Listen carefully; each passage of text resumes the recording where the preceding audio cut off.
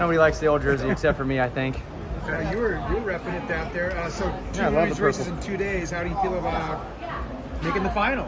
Pretty good. I mean, as everyone saw at Nationals, I kind of, for lack of better words, I ate shit. I got 10th, which, was out of character and it was out of place. But, it's all up here. Came back. I'm bouncing back hard and I'm racing really hard and just feels good. Feels good to be back with my body and making it work.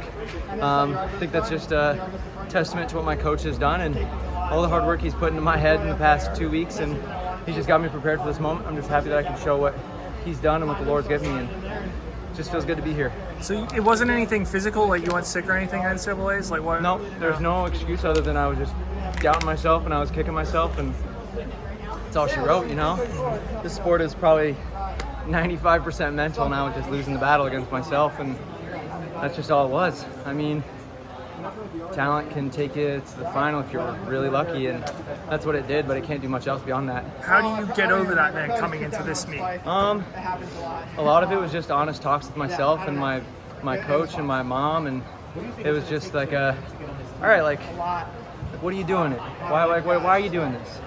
Go back to who you were and come back from there, and don't come back to the sport unless you mean it. And that's just what it was. It was starting from the bottom. And this week is about finding who I am again, and that's just what this is.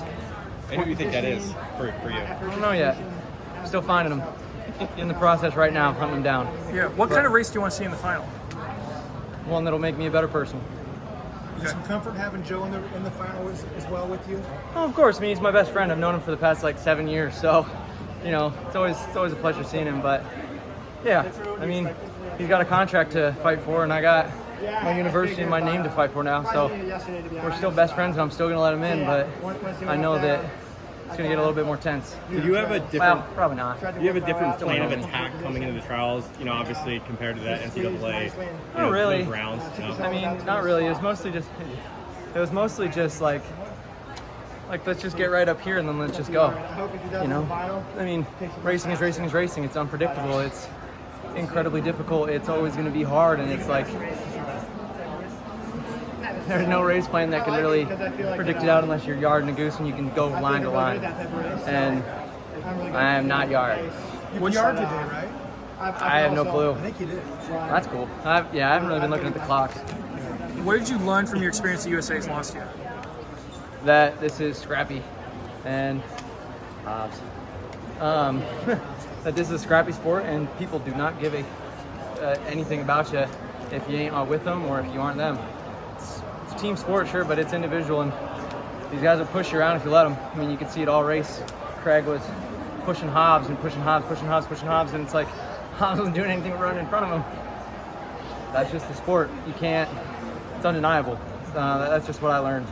Nobody cares about you, and you got to go for it. Yeah. People care about you after the race, but before the race and during it, it's all you. That's what I learned.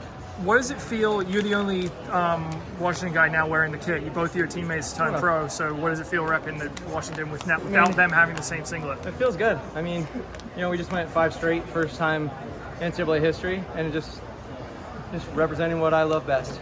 But I do have to go cool down. All right. Thank you for the time. Appreciate it. Thank you.